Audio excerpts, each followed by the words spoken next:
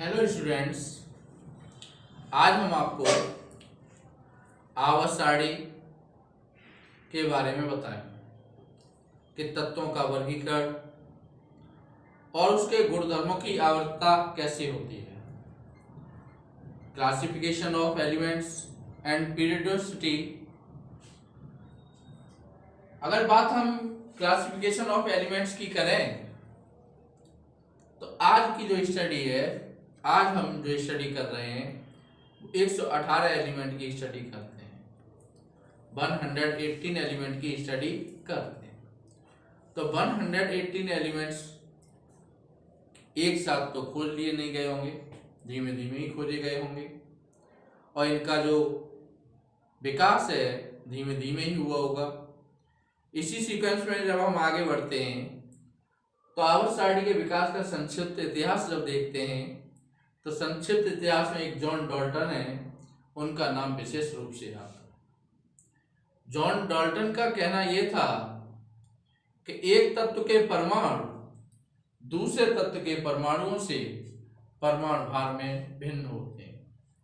एक तत्व के जो परमाणु होते हैं दूसरे तत्व के परमाणुओं से परमाणु भार में भिन्न होते हैं।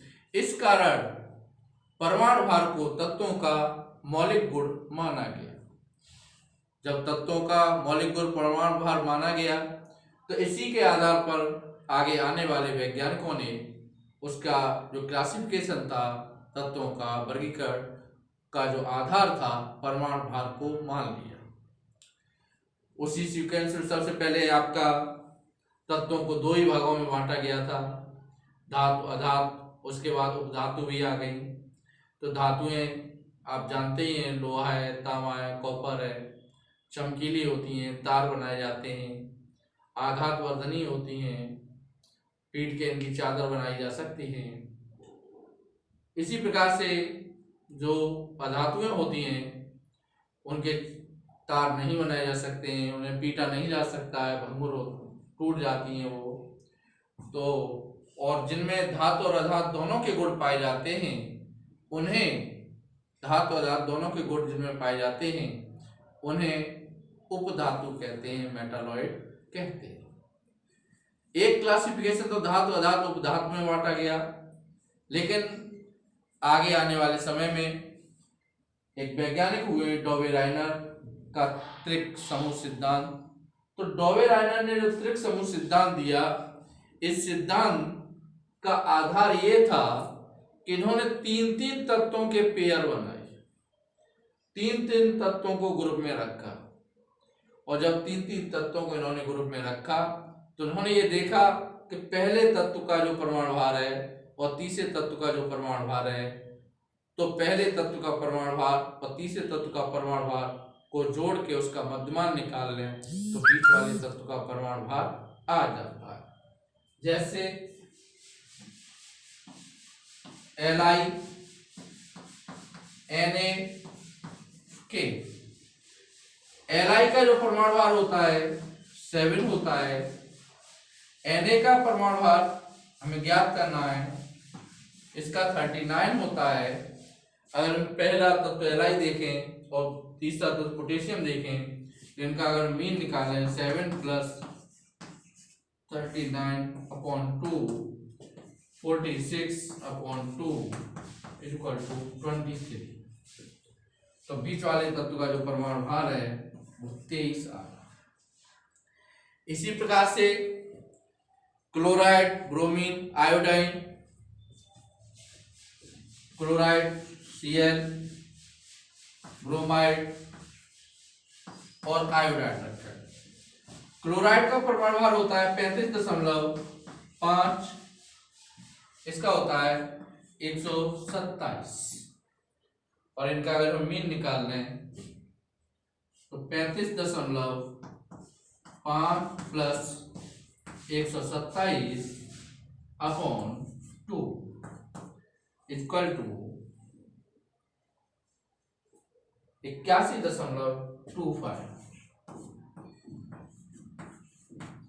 81.25 और ब्रोमीन का जब के परमाणु भार आपका 80 होता है तो लगभग 81.25 के समथिंग है।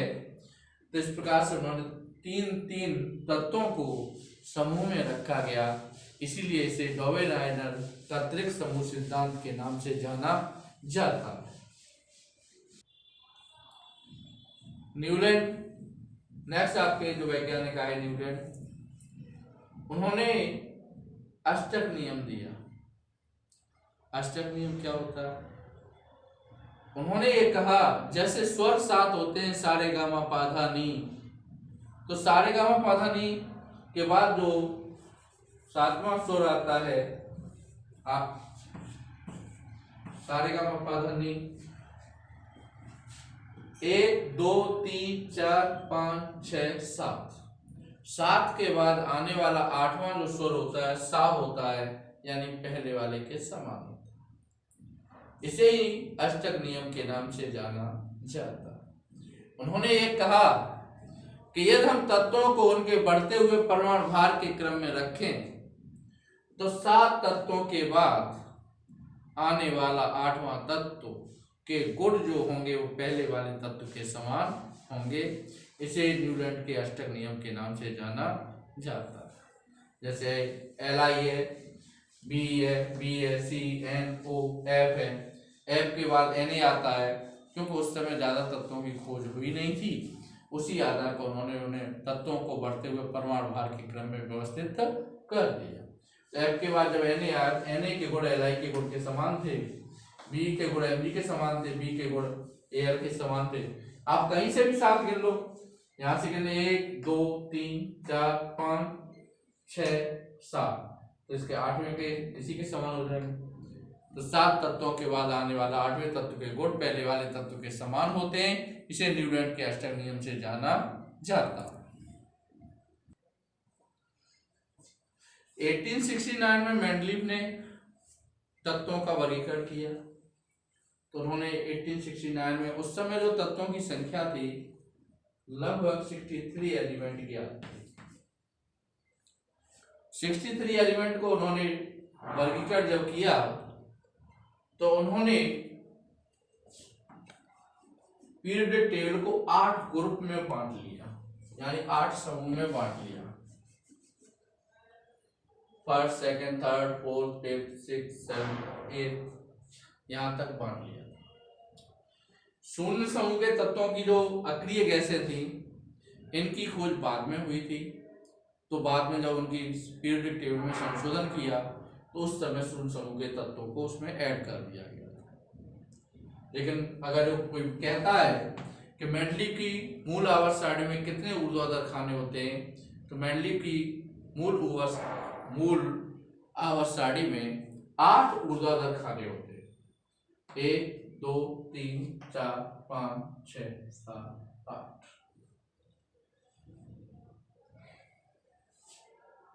जो 8वां समूह था, 8वें समूह में 3 तत्वों को स्थान दिया गया और 8वें समूह में उन तत्वों को रखा गया जो संक्रमण तत्व थे। तो संक्रमण तत्वों को स्थान दिया गया है तो 8वें समूह में दिया गया। हाइड्रोजन जो था, हाइड्रोजन की उस समय भी स्थिति सही नहीं थी। हाइड्रोजन के जो गुण थे वो लिथियम के साथ, सोडियम के साथ मिलते थे, इसलिए लिथियम और सोडियम के साथ उसे फर्स्ट ग्रुप में रख दिया गया। लेकिन उसके गुण हैलोजन के समान भी थे, Cl Br IF के समान भी थे, इसलिए उसे 7वें समूह में भी स्थान दिया गया। हाइड्रोजन 1, लेकिन उसे स्थान 2 जगह मिला, इसलिए हाइड्रोजन को आवारा तत्व के नाम से भी जाना जाता है, क्योंकि इसका कोई स्थान निश्चित नहीं है। इसके गुण धातुओं के समान भी होते हैं और अधातुओं के समान भी होते हैं।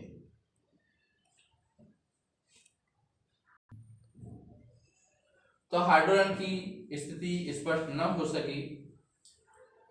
मेंडलीव ने 7 क्षैतिज खाने बनाए। इन 7 क्षैतिज खानों को आवर्त कहते हैं। मेंडलिक की आवर्त सारणी में 7 क्षैतिज खाने होते हैं जिन्हें आवर्त कहते हैं और 8 ऊर्ध्वाधर खाने होते हैं जिन्हें वर्ग या समूह कहते हैं। मेंडलिक की संशोधित आवर्त सारणी में शून्य समूह को और जोड़ दिया गया, इसलिए अब मेंडलिक की आवर्त सारणी में 9 ऊर्ध्वाधर खाने होते हैं। शून्य समूह में अक्रिय गैसों को रखा गया।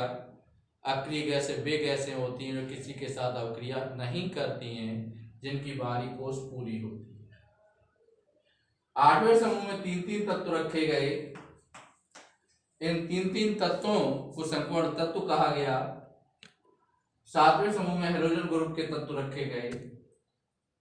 6वें समूह में ऑक्सीजन समूह के तत्व रखे गए। 5वें समूह में नाइट्रोजन समूह के तत्व रखे गए। 4थे समूह में कार्बन समूह के तत्व रखे गए, कार्बन फैमिली के तत्व भी बोले जाते हैं।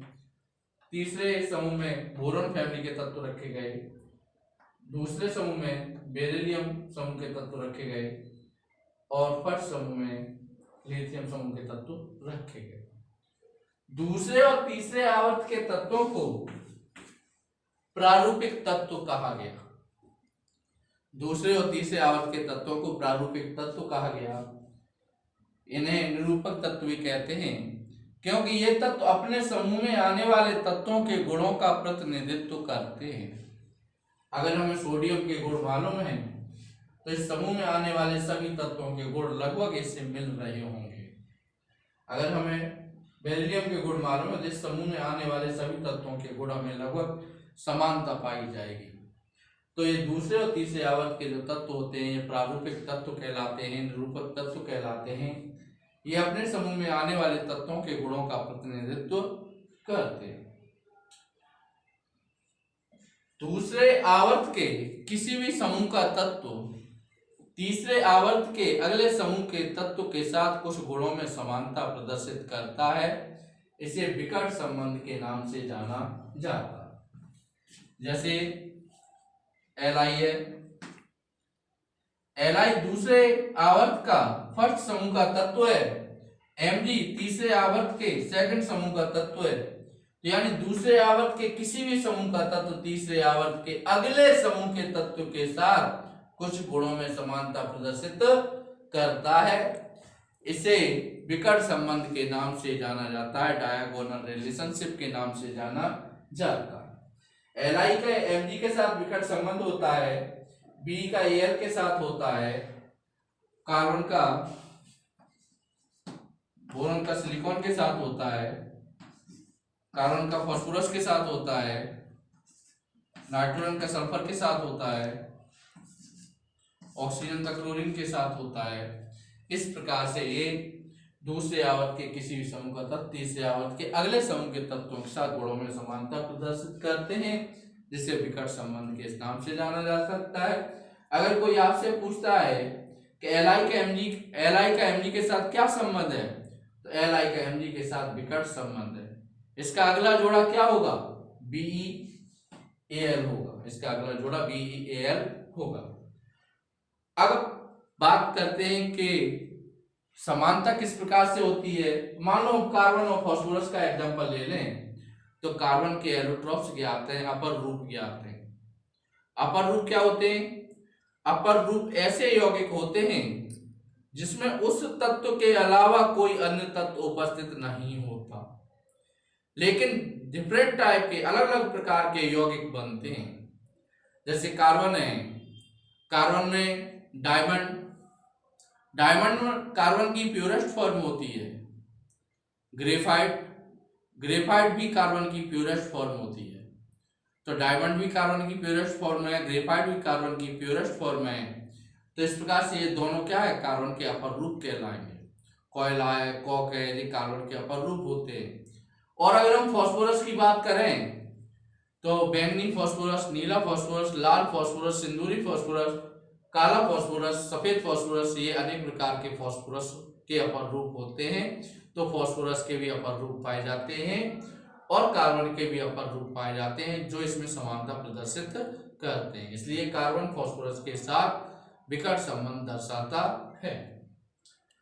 अगर हम इनकी संयोजकता की बात करें, प्रारूपिक तत्वों की संयोजकता की बात करें, तो प्रारूपिक तत्वों की संयोजकता हाइड्रोजन के प्रति समूह 1 से लेके समूह 4 तक बढ़ती है।